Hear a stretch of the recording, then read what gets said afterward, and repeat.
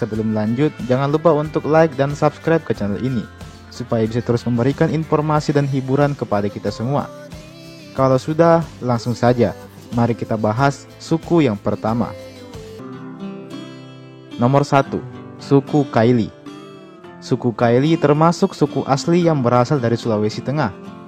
Selain Sulawesi Tengah, sebagian kecil masyarakat di Sulawesi Barat juga berasal dari suku Kaili.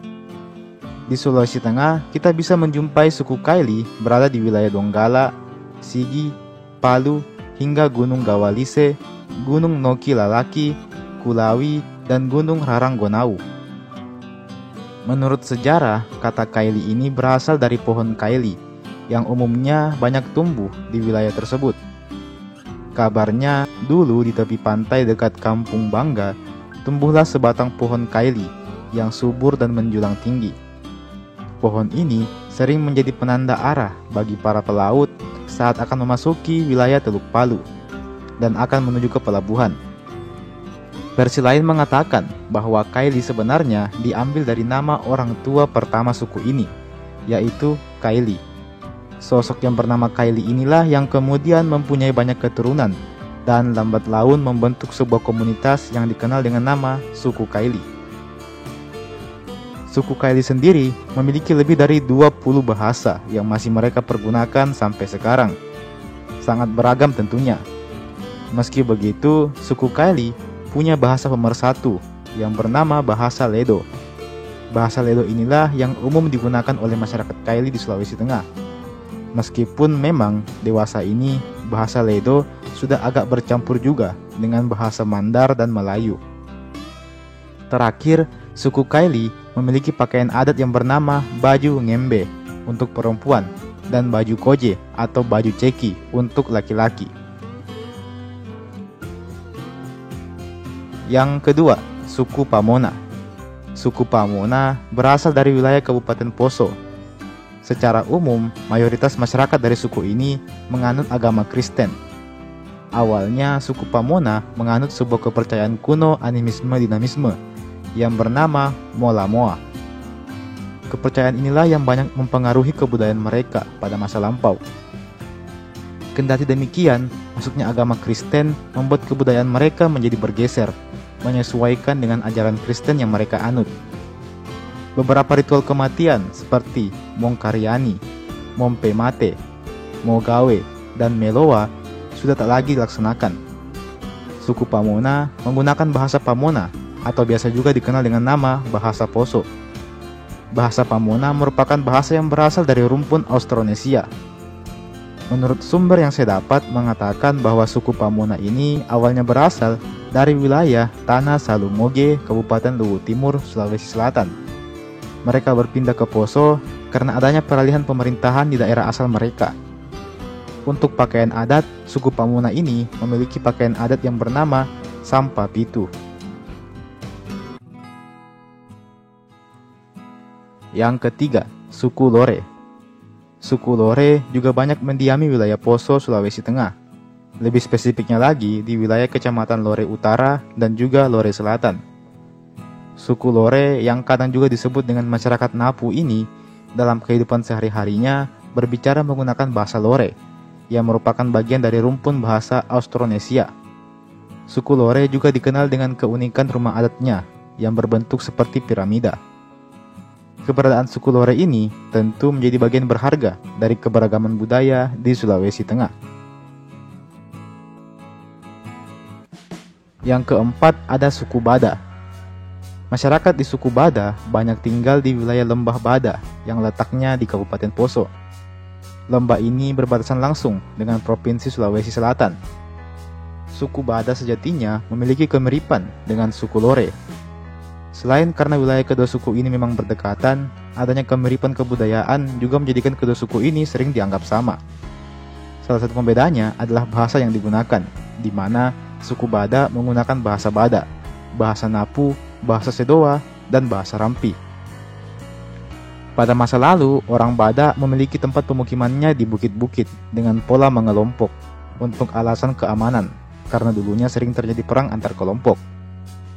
Pola pemukiman mengelompok seperti ini sebenarnya masih diterapkan sampai sekarang, meskipun penerapannya tidak sama dengan yang dulu. Dulunya di wilayah ini memang berdiri juga kerajaan kecil yang bernama Kerajaan Bada. Besar kemungkinan nama kerajaan inilah yang menjadi inspirasi dari nama suku Bada itu sendiri. Untuk kepercayaan, suku Bada dulunya juga banyak mempercayai animisme dan dinamisme. Kepercayaan ini bernama halaik. Untuk sekarang, mayoritas masyarakat dari suku ini telah menganut agama Kristen Protestan. Dan masuknya agama Kristen ini telah menyingkirkan atau lebih tepatnya menyesuaikan kebudayaan animisme yang lama menjadi sebuah ajaran yang baru yang sesuai dengan ajaran Kristen yang mereka anut saat ini. Yang kelima, ada suku Mori. Suku Mori atau masyarakat Wita Mori adalah kelompok etnik yang cukup besar di Sulawesi Tengah. Suku ini banyak kita jumpai di wilayah Kabupaten Morowali. Suku Mori dulunya berasal dari sebuah kerajaan yang juga bernama Kerajaan Mori. Legenda lahirnya Kerajaan Mori ini sebenarnya 1112 dengan beberapa legenda berdirinya kerajaan lain di wilayah Sulawesi. Untuk lebih jelasnya kalian bisa menonton video pembahasan saya tentang To Manurung. Di situ ada saya bahas. Untuk bahasa, suku Mori masih menggunakan bahasa Mori sebagai bahasa sehari-harinya. Suku Mori terbagi lagi ke dalam beberapa subsuku, yaitu Molongkuni, Roda, Molioa, Ulu, Uoi, Moiki, Watu, Ngusumbatu, Mobahono, dan masih banyak lagi. Sebagian besar masyarakat Mori ini menganut agama Kristen Protestan, dan sebagian kecilnya menganut agama Islam. Yang keenam, suku Lauje. Yang terakhir adalah suku Lauje. Suku Lauje ini banyak menetap di wilayah Kabupaten Donggala, Provinsi Sulawesi Tengah. Suku ini biasa juga dikenal dengan nama suku Daya. Suku Lauje sehari-harinya banyak menggunakan bahasa Lauje yang merupakan perpaduan dari rumpun bahasa Austronesia dan juga Melayu. Sebagian besar masyarakat Lauje menganut agama Kristen dan sebagian kecil menganut agama Islam. Sama halnya dengan suku-suku sebelumnya, suku Lauje juga banyak dipengaruhi oleh animisme dan dinamisme. Sebelum akhirnya kepercayaan ini semakin bergeser dengan masuknya agama Samawi seperti Kristen dan juga Islam. Beberapa ciri khas dari suku ini adalah adanya karakteristiknya yang dikenal sangat mencintai dan menghormati alam. Mereka punya tradisi Moganoi, yang mana mereka akan memberikan sesajen kepada hutan apabila mereka hendak membuka lahan. Sesajen tersebut biasanya akan didiamkan selama semalam. Keesokan harinya, mereka akan mengeceknya lagi. Jika sesajennya sudah berantakan bentuknya, maka artinya mereka boleh membuka lahan. Jika tidak, maka artinya mereka dilarang membuka lahan di situ.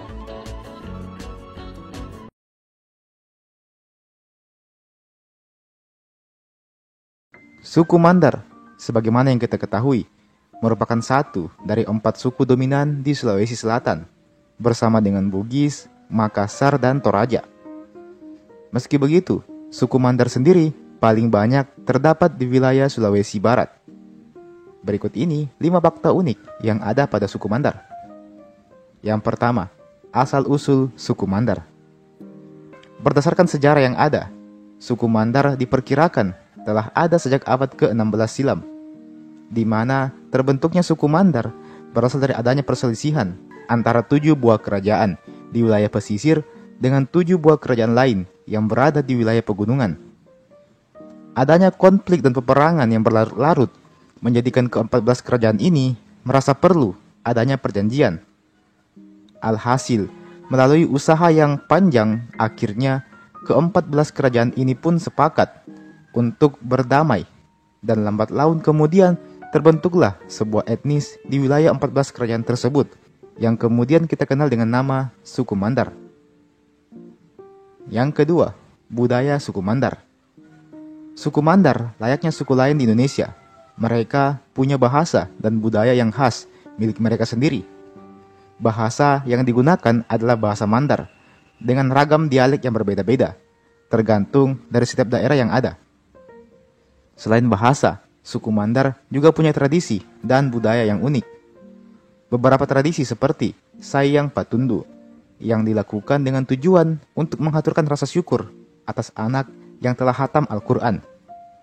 Dan ada juga perahu sandek, yang menjadi salah satu warisan budaya Austronesia. Yang ketiga, suku pelaut.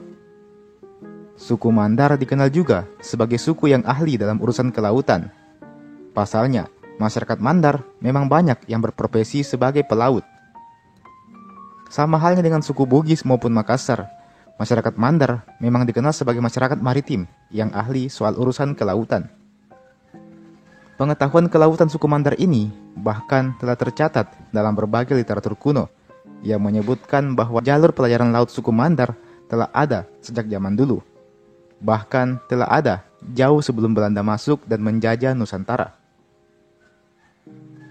Yang keempat, arti kata Mandar.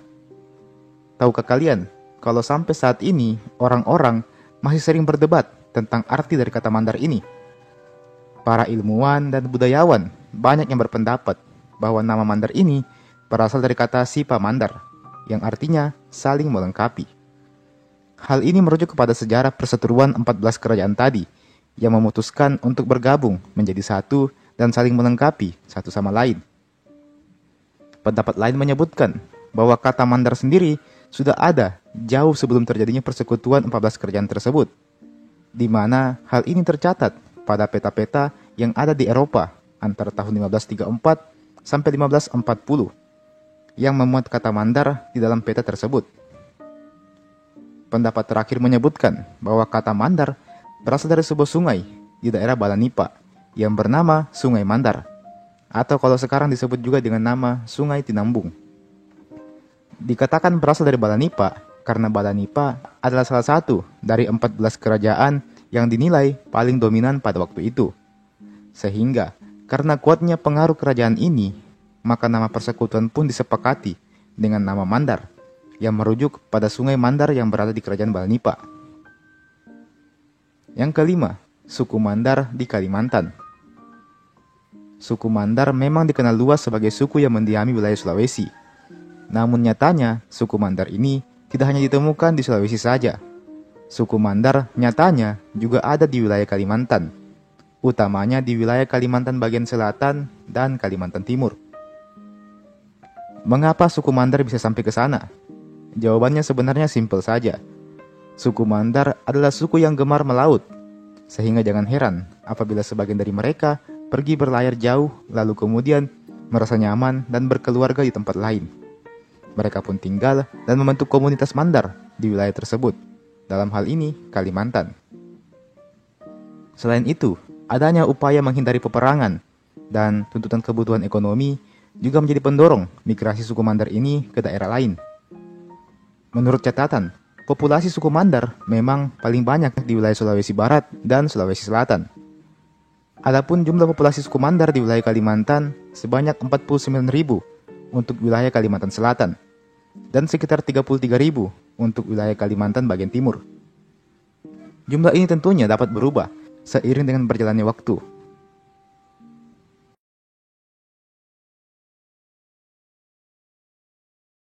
Suku Bajo sejatinya tidak hanya ditemukan di pelataran Sulawesi saja, melainkan persebarannya juga hingga ke wilayah Nusa Tenggara dan juga Kalimantan. Di Sulawesi sendiri, kelompok suku Bajo ini bisa kita jumpai di wilayah Gorontalo, Sulawesi Tenggara, dan juga Sulawesi Selatan.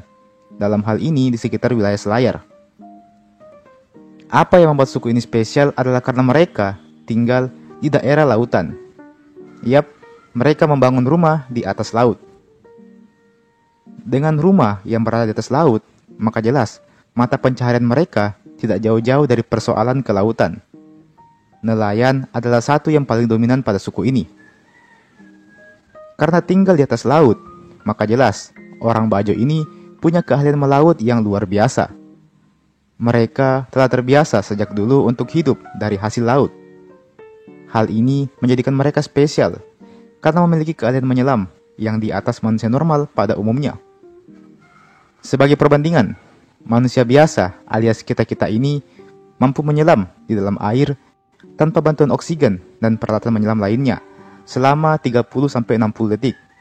Itu rata-rata kemampuan manusia normal.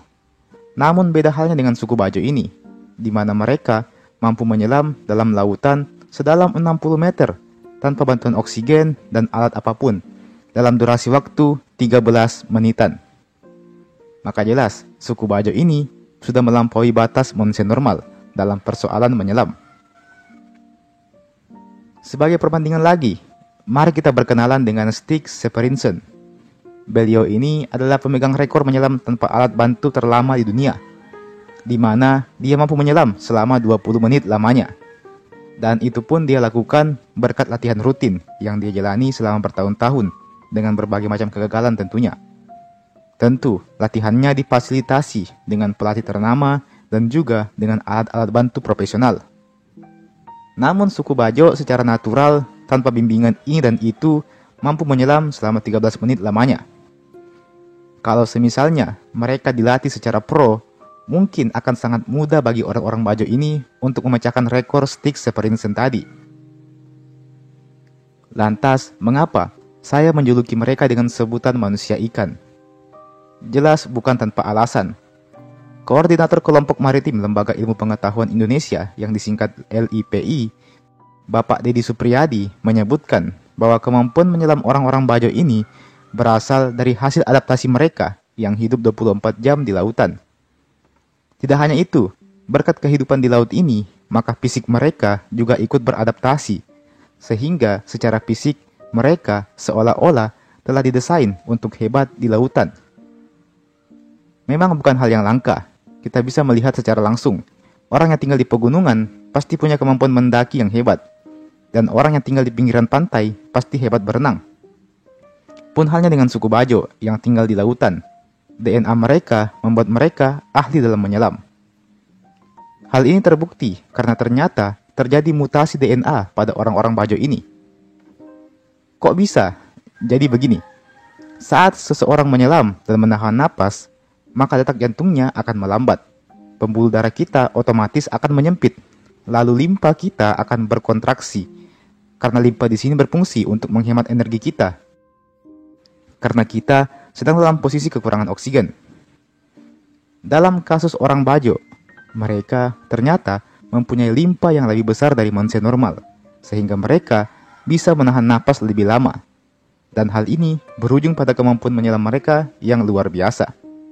Jadi jelas dong, julukan manusia ikan ini sangat cocok disematkan kepada orang-orang dari suku Bajo ini. Dalam kesehariannya sendiri, orang Bajo memiliki banyak sebutan. Umumnya mereka disebut orang laut. Orang Jawa biasa memanggil mereka dengan sebutan bujus. Orang Melayu menyebut mereka selates. Di Makassar mereka disebut orang Bajau. Sedangkan orang Bajo sendiri menyebut diri mereka dengan nama orang Sama. Lantas, dari mana orang-orang Bajo ini berasal? Apakah sejak awal mereka memang telah tinggal di lautan? Jawaban sementaranya adalah iya. Karena memang dulunya mereka tinggal di perahu yang mengapung ke sana kemari di lautan. Seiring berjalannya waktu, mereka berpencar dan membangun peradabannya masing-masing dengan cara membuat rumah di atas laut. Inilah mengapa suku Bajo tersebar ke berbagai wilayah di Indonesia. Selain itu, ternyata suku Bajo ini juga bisa kita jumpai di wilayah Malaysia dan Filipina. Tidak ada yang mengetahui secara pasti dari mana orang-orang Bajo ini berasal. Ada yang bilang dari Malaysia, ada yang bilang dari Filipina, dan ada yang bilang dari Indonesia. Meski demikian, rekam jejak suku Bajo ini sebenarnya dapat kita telusuri karena orang-orang Bajo dulunya pernah berhubungan dengan kerajaan Malaka, Luwu, Siang, Makassar, dan juga Bone. Itulah mengapa banyak juga teori yang berpendapat kalau orang Bajo ini berasal dari Sulawesi Selatan. Dalam cerita rakyat Kalimantan disebutkan bahwa orang Bajo ini merupakan keturunan dari pelaut Johor Malaysia yang ditugaskan untuk mengantar putri Sultan Johor, yakni Dayang Ayesha, ke wilayah Sulu. Diceritakan bahwa dalam pelayaran itu mereka mendapat serangan dari kapal Brunei, dan orang-orang Brunei tadi berhasil menculik Tuan Putri. Alhasil, karena merasa malu dan bersalah, maka orang-orang ini memutuskan untuk tidak kembali ke Johor dan pergi mengembara ke penjuru lautan, dan merekalah orang-orang Bajo. Dan sebenarnya masih banyak lagi cerita tentang asal-usul orang Bajo ini. Kalau kalian penasaran, kalian bisa nonton film berjudul Jago, Alive Underwater, karya James Reese dan James Morgan. Itu adalah film garapan Netflix yang membahas secara detail tentang suku Bajo ini. Dalam fenomenanya, suku Bajo yang hidup di lautan ini awalnya sulit untuk mendapat kewarganegaraan. Karena selain hidup di lautan, mereka juga selalu berpindah-pindah tempat. Meski begitu, mereka yang tinggal di wilayah Indonesia kini telah mendapat identitas sebagai warga negara Indonesia tentunya.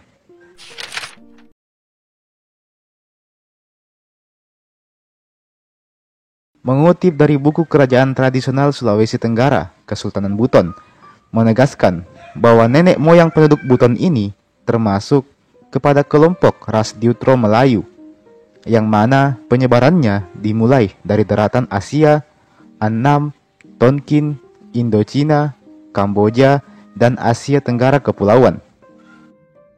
Masyarakat setempat punya cerita versi mereka sendiri, di mana mereka mengatakan bahwa penduduk Kesultanan Buton dulunya berasal dari turunan 4 orang tokoh pertama yang datang ke Pulau Buton dari Semenanjung Johor di Malaka pada abad ke-13 yang lalu. 4 tokoh tersebut bernama Si Panjonga, Sita Manajo, Si Jawangkati, dan Si Malui. Dalam cerita tersebut dikatakan bahwa pemukiman pertama keempat tokoh tersebut berdiri di daerah Kalampa, di desa Katobengke, Bau-Bau, yang kemudian daerah ini menjadi cikal bakal kerajaan Buton itu sendiri. Awalnya, kerajaan Buton terbentuk dengan sistem pemerintahan secara turun-temurun dari keturunan dinasti Wahaha, yang kemudian berkuasa selama 3 abad lamanya, dari abad ke-13 hingga abad ke-16. Adapun Islam mulai masuk di masa pemerintahan Raja ke-6 yang bernama Lakila Ponton. Adapun agama Islam masuk ke Buton dibawa langsung oleh seorang ulama berkebangsaan Arab yang juga datang dari Johor, Malaysia. Dia bernama Syekh Abdul Wahid. Uniknya, ternyata agama Islam ini dengan cepat diterima oleh masyarakat Buton kala itu. Raja Lakila Ponto pun lambat laun ikut memeluk agama Islam, dan hal ini juga menjadikan beliau sebagai Raja Buton pertama yang memeluk agama Islam, sekaligus menjadi Raja Buton terakhir yang dilantik berdasarkan sistem keturunan alias monarki. Sepeninggal beliau, kerajaan Buton berganti nama menjadi Kesultanan Buton. Sistem pemerintahannya pun juga berganti, di mana sistem monarki diubah menjadi konstitusi Islam yang juga dikenal dengan istilah Murtabat 7. Inilah yang menjadikan orang-orang Buton mayoritas beragama Islam, dengan tradisi Buton yang juga ikut terpengaruh dan berakulturasi dengan budaya Islam. Masyarakat di Buton punya banyak sekali tradisi yang menarik untuk kita eksplor. Salah satunya adalah tradisi yang bernama Kande Kandea, di mana ini adalah tradisi makan bersama yang dilakukan oleh masyarakat. Tradisi ini biasanya dilakukan saat menjelang perayaan hari-hari besar, semisal Idul Fitri. Dulunya, tradisi ini dilakukan saat para prajurit Kesultanan Buton telah kembali dari medan perang. Tradisi ini dilakukan untuk menyambut para prajurit tersebut yang telah susah payah mengorbankan jiwa dan raganya demi menjaga perdamaian di wilayah Buton. Saat tradisi berlangsung, biasanya para prajurit akan disuapi makan oleh para gadis-gadis cantik. Sekali lagi sebagai bentuk penghargaan atas perjuangan para prajurit ini di medan perang. Bahasa daerah yang resmi digunakan di Kesultanan Buton adalah bahasa Wolio. Sebenarnya, ada berbagai bahasa lain selain bahasa Wolio ini. Namun, inilah yang dianggap sebagai paling sering digunakan. Yang bikin menarik dari bahasa ini adalah karena bahasa ini menggunakan aksara yang mirip dengan tulisan Arab, di mana ternyata aksara ini memang dibuat berdasarkan aksara Arab. Huruf Wolio atau Buri Wolio terdiri dari 15 huruf Arab asli dan juga 7 huruf tambahan yang diambil dari aksara Jawi, lalu dimodifikasi agar sesuai dengan fonem asli Wolio. Secara umum, aksara Wolio ini juga mempunyai kemiripan dengan aksara Jawi.